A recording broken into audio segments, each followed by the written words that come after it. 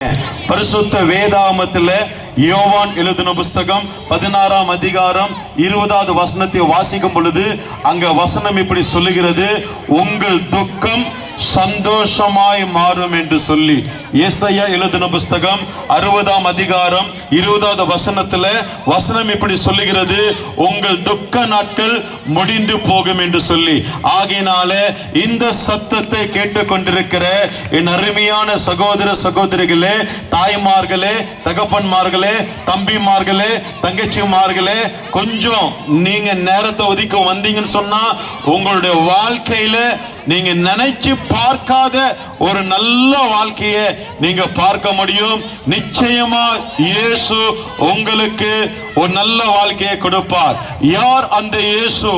என் அன்பான சகோதர சகோதரிகளே, 2026 வருடங்கள் முன்பதாக உங்களை போல என்னை போல இந்த பூமியில பிறந்து மனுஷகுமாரனாக தேவகுமாரனாக வாழ்ந்தவர் இயேசு கிறிஸ்து. உங்களுக்கும் எனக்கும் எப்படி பசி எடுக்குமோ அதே போல ஆண்டவராக இயேசு கிறிஸ்துவுக்கு மனுஷகுமாரனாக பசி எடுத்தது. சாத்தான் வந்து சொன்னான், நீ தேவகுமாரனானால் இந்த கல்லுகளை அப்பமாகி சாப்பிடு என்று சொல்லி. என் அன்பான தேவ ஜனமே, தேவகுமாரனாக 5 அப்பங்களை 5000 பேருக்கு மேல ஆசீர்வதித்து போஷித்தார் அந்த தேவன். நீங்களும் நானும் எப்படி இந்த பூமியில நடக்கிறோமோ, ஆண்டவராக இயேசு கிறிஸ்து இந்த பூமியில வாழ்ந்த நாட்களிலே அவரும் பூமியில நடந்தார் என்று பரிசுத்த வேதாகமத்தில் நாம பார்க்க முடியும். தேவகுமாரனாக அவர் கடல் மீது நடந்தவர். என் அன்பு தேவ ஜனமே, நல்லா கவனிக்கணும். நாங்கள் ஜீவனோடு கூட இருக்கிற ஒரு இயேசுவை குறித்து நாங்கள் பேச வந்திருக்கிறோம். உங்களுக்கும் எனக்கும் நிச்சயமாக ஒரு நாள் மரணம் உண்டு. அந்த மரணத்தினின்று யாருமே தப்ப முடியாது. ஆண்டவராக இயேசு கிறிஸ்துவுக்கும் மரணம் வந்தது. ஆண்டவராக இயேசு கிறிஸ்துவை அடக்கம் பண்ணாங்க. ஆண்டவராக இயேசு கிறிஸ்து பரிசுத்த வேதாகமத்தில் சொன்ன பிரகாரமாக 3ஆம் நாள் உயிர் தெளிந்து இன்றும் ஜீவனோடு கூட இருக்கிற ஒரு தெய்வத்தை உங்களுக்கு நற்செய்தியாக சொல்லும்படியாய் நாங்கள் இங்கே கூடி வந்திருக்கிறோம். ஆகையினால எனக்கு பிரியமானவர்களே, இயேசு மதத்தை சார்ந்தவர் அல்ல.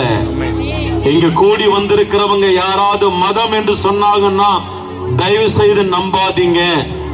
இயேசு மதத்தை சார்ந்தவர் அல்ல, மார்க்கத்தை சார்ந்தவர். வேதம் அப்படி சொல்லுகிறது, நானே வழியும் நானே சத்தியமும் நானே ஜீவனுமாய் இருக்கிறேன் என்று சொல்லி. ஆகையினால இந்த உலகத்துல பலவிதமான மதங்கள் இருக்கு. அப்படி மதங்கள் என்று சொல்லிக் கொண்டிருக்கிற ஒரு இந்து குடும்பத்துல பிறந்து வளர்ந்தவன் நான். என்னுடைய பெயர் சுப்பிரமணியம், என்னுடைய தகப்பனார் பெயர் கிருஷ்ணன். இந்த நெல்லூர் பக்கத்துல ஆந்திரால வெங்கடகிரி என்கின்ற ஒரு டவுன்ல எங்க அப்பா பிறந்து வளர்ந்தாரு. அவர் பயங்கரமான ஒரு இந்து குடும்பத்தை சேர்ந்தவர்.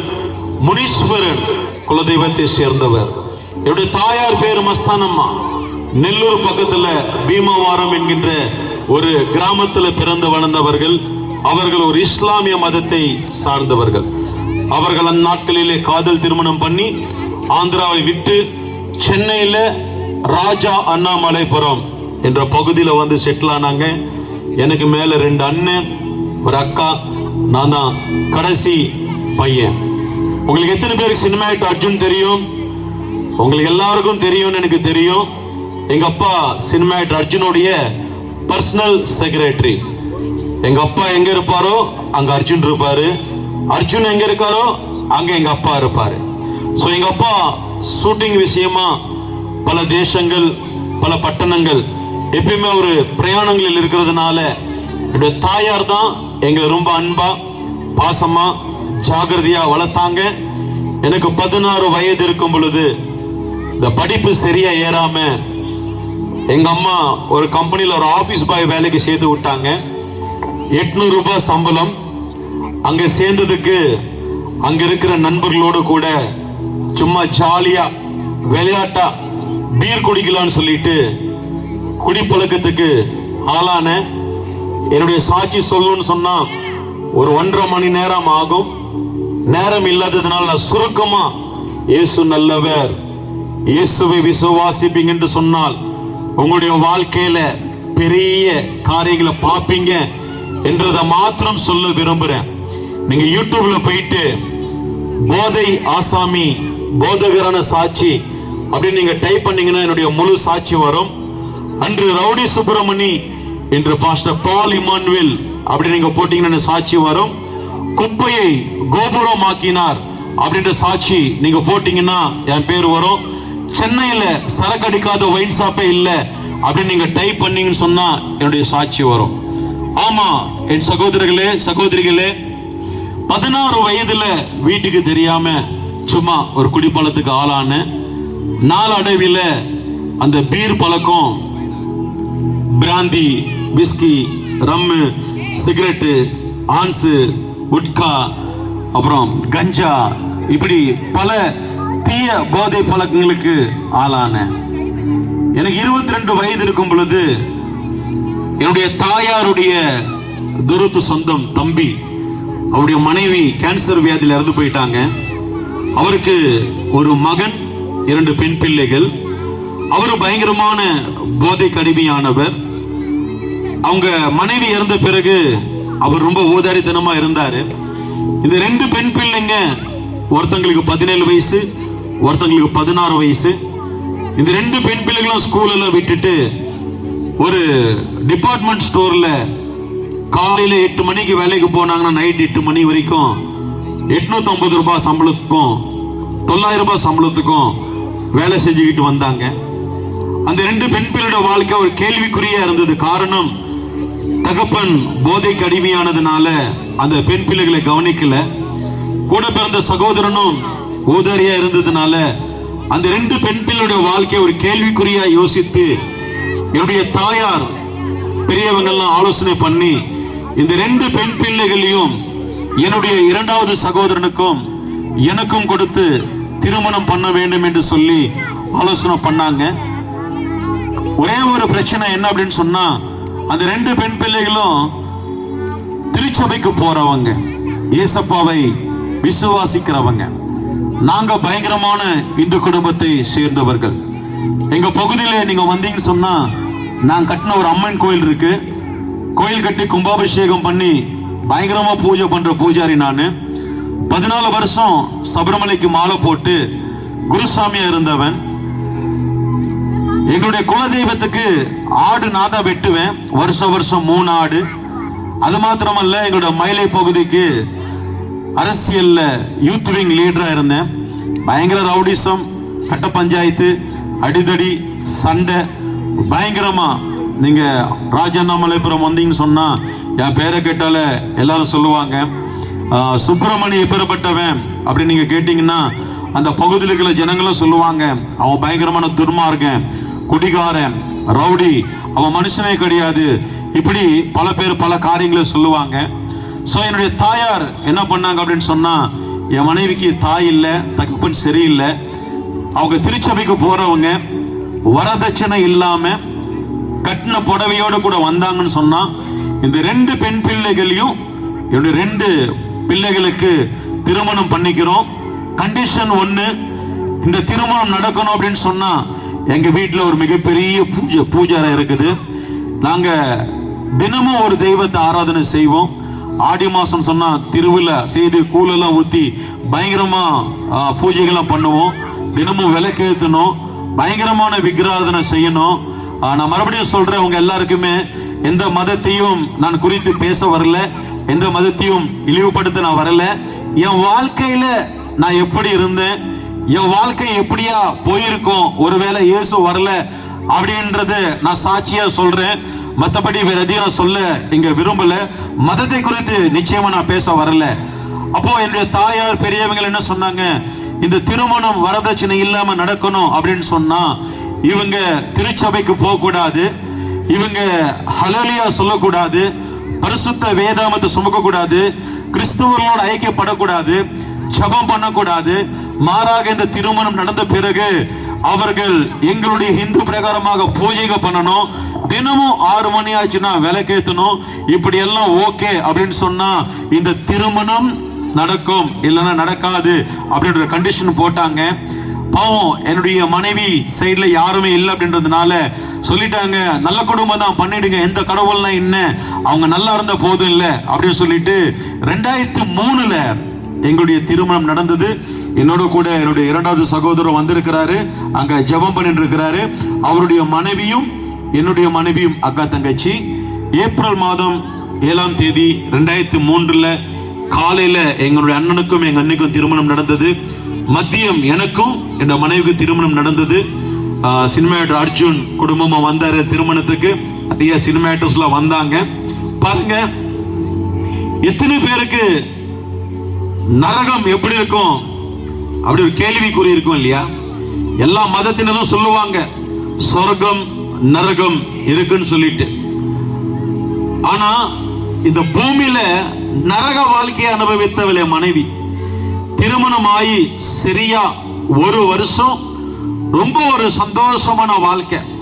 காரணம், என் மனைவி நல்ல வாலிப வயது இருக்கும் பொழுது அவங்க தாயார் 4 வருஷம் ஜிஹெச் ஹாஸ்பிட்டலையும் ராயப்பேட்டை ஹாஸ்பிட்டலையும் கேன்சர் வியாதியில் இருந்தாங்க. ஒரு பொண்ணு பகல் ஃபுல்லா பார்க்கும், இன்னொரு பொண்ணு இரவு ஃபுல்லா பார்க்கும். அவங்களுடைய வாழ்க்கையே பாதி நாட்கள் ஹாஸ்பிட்டலு, படிப்பு கிடையாது.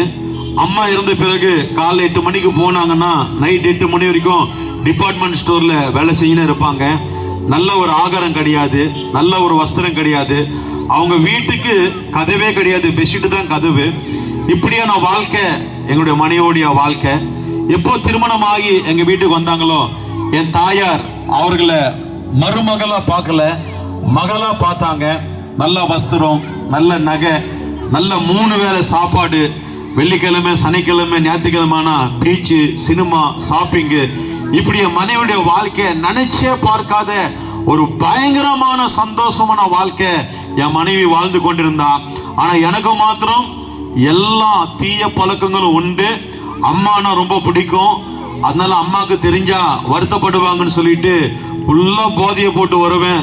நைட்டு 10-11 மணிக்கு வந்து மளிகை கடையில் வாட்டர் பேக்கெட்டு, க்ளோஸா பேஸ்ட் வாங்கி வாயை கொப்பளிச்சுட்டு மென்டோஸ் போட்டு மூஞ்சி கழுவி எங்கள் அம்மாவையும் என் மனைவியும் ஏமாத்திக்கிட்டே இருந்தேன். அவங்களுக்கு கடைசி வரைக்கும் நான் போதைக்கு அடிமைப்பட்டவன்ற விஷயம் அவங்களுக்கு தெரியாது. ஒரு நாள் என்னுடைய மனைவி பிரெக்னென்ட் ஆனாங்க. அவங்க பிரெக்னென்ட் ஆன 1.5 மாசத்துல என்னுடைய தாயார் திடீர்னு ஹார்ட் அட்டாக்ல இறக்க வேண்டிய சூழ்நிலை வந்தது. எப்போ எங்க அம்மா இறந்தாங்களோ நானும் என் மனைவி தனி கொடுத்தனும் வர வேண்டிய ஒரு சூழ்நிலை வந்தது. எங்க அப்பா எப்பயுமே ஷூட்டிங் விஷயமா இருக்கிறதுனால அவர் தேசங்கள் சுற்றி கொண்டே இருப்பாரு. இதுவரைக்கும் மறைவா இருந்த இந்த போதை அடிமைத்தனம் இப்போ லோக்கல் வைன் ஷாப்ல உட்காந்து குடிக்கிறது, ரவுடிஸோட உட்காந்து குடிக்கிறது, அரசியல்வாதிகளோட உட்காந்து குடிக்கிறது, மர்டர் பண்றவங்களோட கூட உட்கார்ந்து குடிக்கிறது. இப்படி பல பேருடைய நட்பு எனக்கு வந்தது. இப்படி நட்புல என்னுடைய வாழ்க்கையே வேறொரு பக்கமாய் திருப்பப்பட்டு பயங்கரமான போதை கடிமைக்கு ஆளான இந்த செம்மஞ்சேரி பகுதியில் இந்த ஹவுசிங் போர்டுகளை வந்திருக்கிறேன். இங்க என்னுடைய நண்பர்கள் நிறைய பேர் இங்க இருக்கிறாங்க. இங்க ஒரு வீட்டில் நாங்க கஞ்சா அடிச்சிருக்கிறோம், பயங்கரமா ரவுடிசம் பண்ணிருக்கிறோம். இந்த கணேஷ்புரத்திலிருந்து காலி பண்ண வந்தவங்க எல்லாம் என்னுடைய நண்பர்கள் ரவுடிஸ் எல்லாம். ஸோ என்னுடைய வாழ்க்கை பயங்கரமான ஒரு சூழ்நிலையில் இருந்தது. எப்படின்னா ஒரு நாளைக்கு 3 ஃபுல் பாட்டில் குடிப்பேன், ஸ்டெயின் ஸ்மோக்கர், கஞ்சா அடிப்பேன். பயங்கரமான எப்பயுமே ஏதோ ஒரு போதையில இருந்துகிட்டே இருக்கணும், இல்லைன்னா எனக்கு ஒரு நல்ல வாழ்க்கையே கிடையாதுன்ற மாதிரி ஒரு சூழ்நிலை. ஒரு நாள் இந்த இந்தியாவில் பலவிதமான போதைகள் நாங்கள் ட்ரை பண்ணிட்டோம். எந்த போதையும் ஒரு ஸ்டேஜுக்கு மேல பத்த மாட்டேங்குது எனக்கு. அப்போ நானும் என் நண்பர்களும் பேசிக்கணும், என்னடா எவ்வளோ போதை போட்டாலும் பத்த மாட்டேங்குது, இறங்கிடுது அப்படின்னு பேசும் பொழுது என் ஃப்ரெண்டு ஒருத்தர் சொன்னா, மச்சான் தாய்லாந்துல பேங்காங் போனோம்னா அங்கிருந்து பட்டாயா போனா அங்க நல்ல ட்ரக்ஸ் கிடைக்கும், அங்க சூப்பரா இருக்கும் போதை அப்படின்னு சொன்ன உடனே அந்த நாட்கள்லயே 1 லட்சம் ரூபாய் செலவு பண்ணி பாஸ்போர்ட் அப்ளை பண்ணி நான் என் ஃப்ரெண்ட்ஸோட போய் 2 முறை தாய்லாந்து தேசத்துக்கு போதைக்காக போயிட்டு வந்தவன். பிரியமான சகோதர சகோதரிகளே, தயவு செய்து உங்க குடும்பத்துல உங்க கணவர் போதைக்கு அடிமைப்பட்டிருக்கிறாரா? உங்களுடைய பிள்ளைகள் போதைக்கு அடிமைப்பட்டிருக்கிறாங்களா? அதிலிருந்து விடுதலையே வர முடியாத ஒரு சூழ்நிலையா? மாற மாட்டேன் தான். மாறுவாங்களா மாற மாட்டாங்களா? இப்படி பலவிதமான கேள்விகள் உடைய வாழ்க்கையில இருக்கலாம். நான் நிச்சயமா சொல்றேன், இயேசு நல்லவர். இயேசுவிடத்துல வந்த ஒருவர் கூட வெட்கப்பட்டு போனதில்லை. இயேசு மதத்தை சார்ந்தவர் அல்ல, இயேசு மார்க்கத்தை சார்ந்தவர். இயேசுனா எனக்கு பிடிக்காது, இயேசுனா எனக்கு அலர்ஜி. எங்க யாராவது ஜெபம் பண்ணாங்கன்னா அவங்களை ஜெபம் பண்ண விட மாட்டேன்.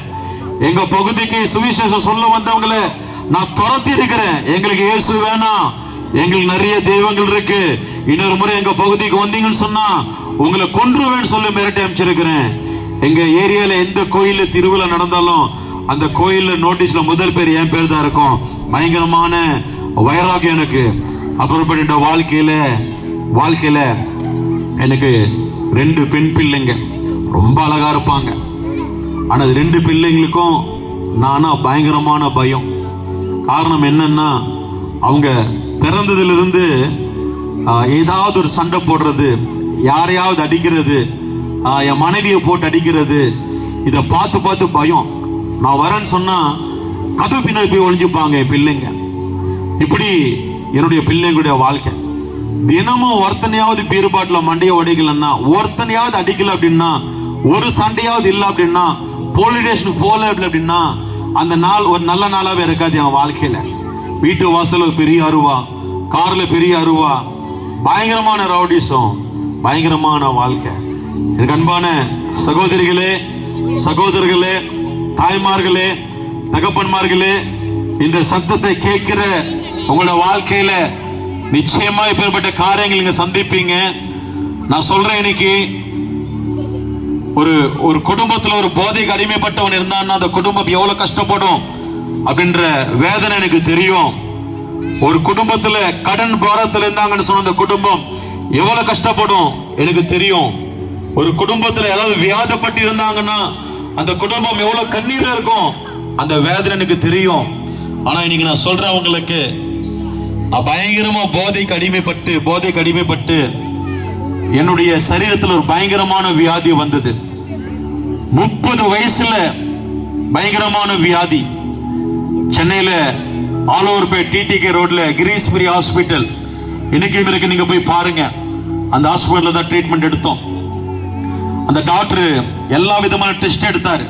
Blood test, scan, urine test, X-ray எல்லாமே எடுத்தாரு. எந்த வியாதியும் கண்டுபிடிக்க முடியல. டாக்டர் அந்த வியாதியின் வலி தாங்கவே முடியாது. Heavy dose painkiller injection இல்ல ஹெவி டோஸ் ஓவிரான் SR 500 பெயின் கில்லர் டேப்லெட், அதுதான் அந்த வியாதிக்கான மருந்து. அந்த வலி வந்ததுன்னா தாங்கவே முடியாது, பயங்கர வேதனையா இருக்கும். நான் ஒரு வியாபாரம் ஸ்டார்ட் பண்ண, ஒரு பிசினஸ் ஸ்டார்ட் பண்ணேன். ஒரு ஆபீஸ் ஓபன் பண்ணி லக்ஸரி கார்ஸ் எல்லாம் வாங்கி நானும் என் பார்ட்னர் ஆபீஸ்ல உட்காந்து தண்ணி அடிச்சு எனக்கு அவனுக்கும் மிஸ் அண்டர்ஸ்டாண்டிங் வந்து 1.5 மாசத்துல அந்த கம்பெனியை க்ளோஸ் பண்ணி 25 லட்சம் ரூபாய்க்கு கடன்காரன் ஆனேன். ஒரு பக்கம் போதை அடிமைத்தனம், ஒரு பக்கம் பிசினஸ் லாஸ் கடன்காரன், இன்னொரு பக்கம் வியாதி.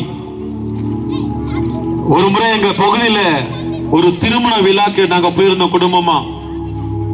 நானும் என் ஃப்ரெண்டும் பயங்கரமான போதையை போட்டு ஒரு மிகப்பெரிய சண்டை ஆகி, அந்த சண்டை பெரிய போலீஸ் கேஸ் ஆகி, என் மனைவி 2 பிள்ளைகளை கூட்டிட்டு வந்து என் மனைவியை போட்டு அடிச்சு, என் மனைவியோட காது கிழிஞ்சி பயங்கரமான ரத்தம் வந்து ஒரு மிகப்பெரிய ஒரு பிரச்சனை. அந்த நாள் இதுக்கு மறுநாள் நான் வீட்டில் இல்லாத பொழுது ஒரு சகோதரி என் வீட்டுக்கு வந்து என் மனைவி கிட்ட சொன்னாங்க, ஏமா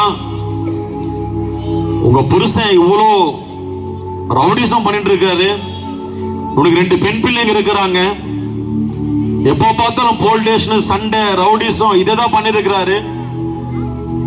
இப்படியே இருந்தா எப்படி உன் குடும்பம், பெண் பிள்ளைகளோட எதிர்காலம் என்ன ஆகும்? நீ சின்ன வயசுல சபைக்கு போன இல்ல, ஜெபிக்க உனக்கு தெரியும் இல்ல, ஏசப்பாவுடைய விசுவாசம் உனக்கு தெரியும் இல்ல, உங்க வீட்டுக்கார் காலையில வெளியே போனா இரவு 11 மணிக்கு 1 மணிக்கு 2 மணி தான் வீட்டுக்கு வராரு. அது வரைக்கும் நீ தனியா தானே இருக்கிற. நீ ஜெபம் பண்ணா ஏசப்பா உன் குடும்பத்தை மாத்த மாட்டாரா? ஒரு சின்ன ஆலோசனை சொல்லி போயிட்டாங்க ஒரு சகோதரி. என் மனைவி யோசிச்சு, ஆமா இல்ல ஏசப்பா ஜபம் பண்ணா ஜபத்தை கேட்பாரு, வாழ்க்கையை மாத்துவாரு. என்ன பண்ணணும்? என் மனைவிக்கு நல்லா தெரியும், ஜெபித்த என் மனைவியை கொன்றுவேன். காரணம் இயேசு எனக்கு பிடிக்காது. என் மனைவி நல்லா தெரியும், இயேசுன்னு சொல்லி யாராவது வந்தாங்கன்னா அவங்க வீட்டுக்குள்ளோட சேர்க்க மாட்டேன். ஆனா என் மனைவிக்கு இந்த ஆலோசனை யோசிச்சாங்க, முடிவு பண்ணாங்க. பரிசுத்த வேதாகமத்துல ஒரு வசனம் இருக்கு, அப்போஸ்தலர் 16:31. கர்த்தராகிய இயேசு கிறிஸ்துவை விசுவாசி, அப்பொழுது நீயும் உன் வீட்டாரும் ரட்சிக்கப்படுவீர்கள் என்று சொல்லி. என் மனைவி நான் வீட்டில இருந்து வெளியே கிளம்பின உடனே கதவை மூடி சத்தமே இல்லாம கண்ணீரோட ஜெபிக்க ஆரம்பிச்சா. முள்ளங்கள் படிட்டு ஜெபிக்க ஆரம்பிச்சா. இரவுல நல்லா போதை போட்டு வந்து படுத்து தூங்கும். போதையில நடுராத்திரில என் தலை மேல கைய வச்சு, என் நெஞ்சு மேல கைய வச்சு, என் கால் மேல கைய வச்சு சத்தம் இல்லாம ஜெபிப்பா. என்னடா ஒரு மாதிரி நாய்ஸ் வருதுன்னு ஏஞ்சன்னா டக்குன்னு என் காதுகளை படுத்துருவா. இப்படி எனக்கு தெரியாம அவ ஜெபிக்க ஆரம்பிச்சா, உபவாசத்தோடு ஜெபிக்க ஆரம்பிச்சா. அவ எப்ப ஜெபிக்க ஆரம்பிச்சாலோ முன்ன இருந்ததை காட்டிலும் அதிகமா அடி வாங்க ஆரம்பிச்சா. பாவம் 9 வருஷம் நரக வாழ்க்கைய வாழ்ந்த என் மனைவி தினமும் அடி விழும். தினமும் அடி வாங்காத நாளே கிடையாது. காரணம் என் மனைவிக்கு அம்மா அப்பா கிடையாது, அவங்க அப்பாவே இறந்துட்டாரு. இப்போ நான் தான் ராஜா, நான் தான் மந்திரி. இவ எங்கேயும் போக முடியாது, ரொம்ப அடிமையா நடத்தினேன். ஆனா என் மனைவி எனக்காக உண்மையா ஜெபிக்க ஆரம்பிச்சா. நிறைய மனைவிமார்களுக்கு இது தெரிய மாட்டேங்குது. நான் சொல்றேன், இந்த சத்தத்தை கேட்கிற இயேசுவை அறிந்தவர்களாகட்டும் அறியாதவர்களாகட்டும், இயேசு மதத்தை சார்ந்தவர் அல்ல, மார்க்கத்தை சார்ந்தவர். நான் சொல்றேன் உங்களுக்கு, ஜெபம் பண்ணுங்க, இயேசு உங்க ஜெபத்தை கேட்பார். நான் என்னைக்காவது ஒரு நாள் தான் வீட்டுக்கு சீக்கிரமா வருவேன். நல்ல போதையில 11 மணிக்கு, 1 மணிக்கு, 2 மணிக்கு, 3 மணிக்கு வருவேன். என்னைக்காவது ஒரு நாள் சீக்கிரமா வீட்டுக்கு வரும் பொழுது ஒரு ஃபுல் பாட்டில் வாங்கிட்டு வந்து 2 பெண் பிள்ளைகளை பக்கத்துல உட்கார வச்சு சினிமா பார்த்துக்கிட்டு தண்ணி அடிச்சுக்கிட்டு படம் பார்த்துட்டு இருப்பேன். தண்ணி அடிச்சுக்கிட்டு பாத்ரூம் போன அப்படின்னு சொன்னா என் மனைவி குடுகுடுன்னு ஓடி வந்து அந்த பிராந்தி பாட்டில் கையில் எடுத்து ஜெபிக்க ஆரம்பிப்பா. ஏசப்பா, இந்த போதை அடிமைத்தனத்திலிருந்து என் கணவருக்கு விடுதலை தாங்க ஏசப்பா. ஏசப்பா, இதுல இருந்து விடுதலை கொடுத்து என் கணவர் உம்மை அறியும்படி கிருபை செய்யுங்க ஏசப்பா. 2 நிமிஷம் தான் பாத்ரூம் போயிட்டு வரதுக்குள்ள ஜெபிக்க ஆரம்பிச்சிடுவா.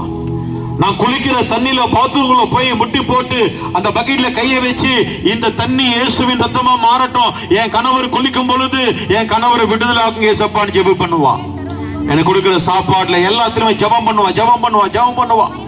இப்படியே ஜெபித்து ஜெபித்து ஜெபித்து ஜெபித்து ஜெபித்து ஒரு நாள் எனக்கு வியாதி தாங்க முடியாத அளவுக்கு பயங்கரமான வலி, செவுத்துல போட்டு மண்டையை அடிச்சு செத்துடலாமா அப்படின்ற வலி. என்ன நண்பர்கள்லாம் ஹாஸ்பிட்டல் தூக்கின்னு போறாங்க, கிரீஸ்பெரி ஹாஸ்பிட்டல் தூக்கின்னு போறாங்க. அந்த ஹாஸ்பிட்டலுக்கு கூட்டு வந்த டாக்டர் சொன்னாரு, பிரதர் உங்களுக்கு ஃபுல் பாடி செக்அப் பண்ணுவோம், அதுக்கப்புறம் என்ன ட்ரீட்மெண்ட் பண்ணலாம்னு சொல்லிட்டு யோசிப்போம் அப்படின்னு சொல்லிட்டு டாக்டர் என்னுடைய ஃபுல் பாடி செக்அப் எடுத்தாரு.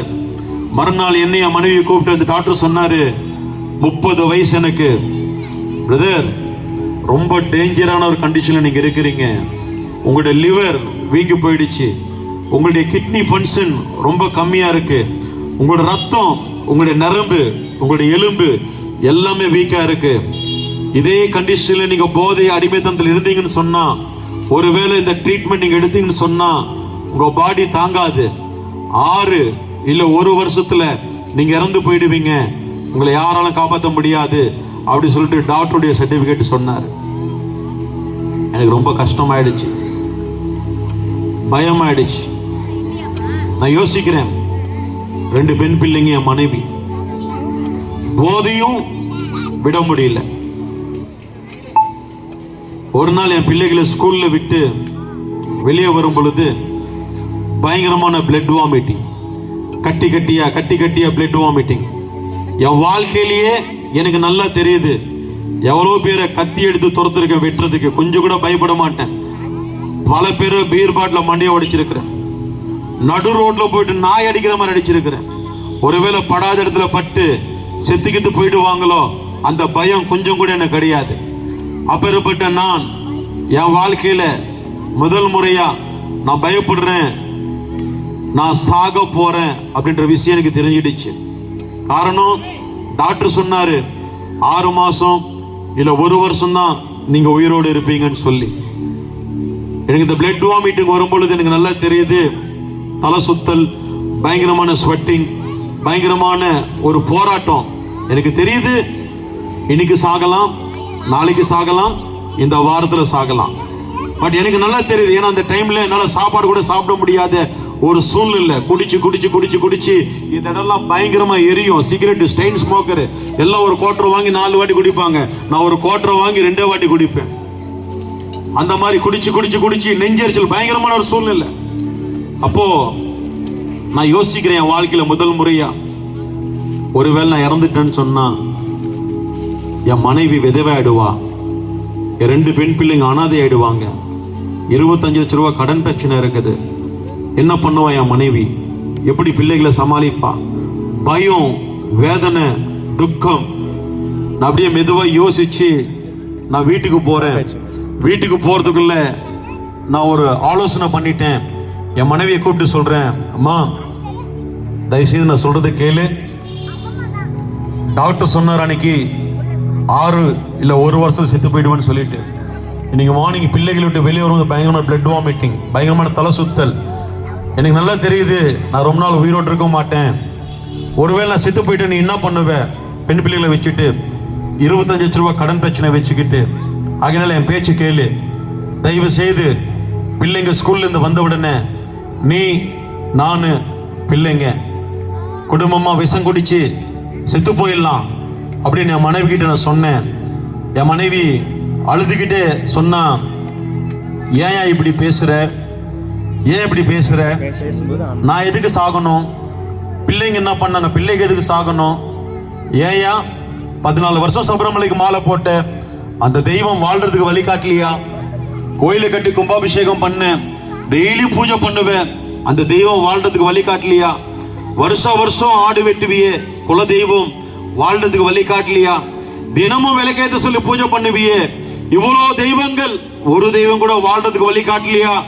ஐயா தயவு செய்து ஒரே ஒரு ஆலோசனை சொல்றேன், என்னை அடிக்காத, என்னை வீட்டு விட்டு துரத்தாத ஐயா, நம்ம சாக வேண்டாம். ஒரே ஒரு ஆலோசனை.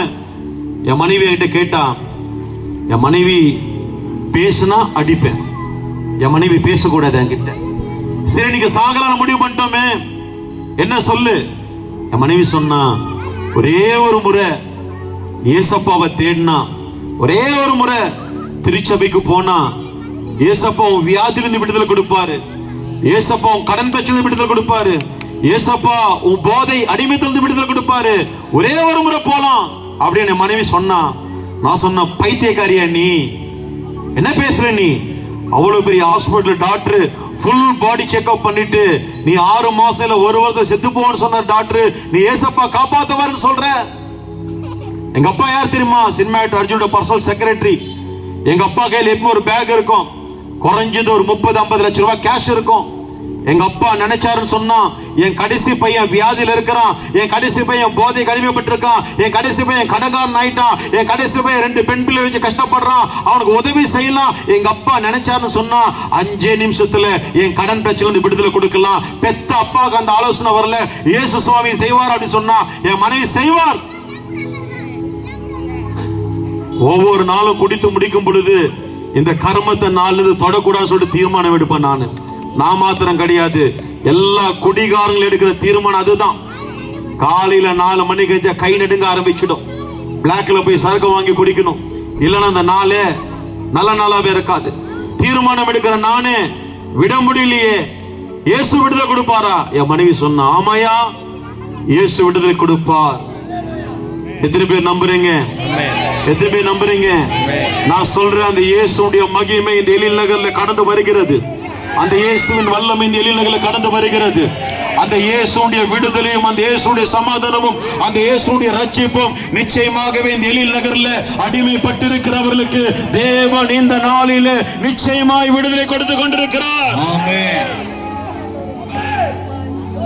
என் அன்பு சகோதர சகோதரிகளே, நான் மரித்து போயிருந்தா இன்னைக்கு 11 வருஷம் என் மனைவி விதவையாயிருப்பா, 2 பெண் பிள்ளைங்க அனாதையாயிருப்பாங்க.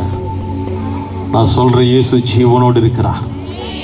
நான் சொல்ற இயேசு ஜீவனோடு இருக்கிறார். நான் சொல்ற இயேசு அல்லாமல் வேறொரு தெய்வம் இந்த உலகத்தில் இல்லை.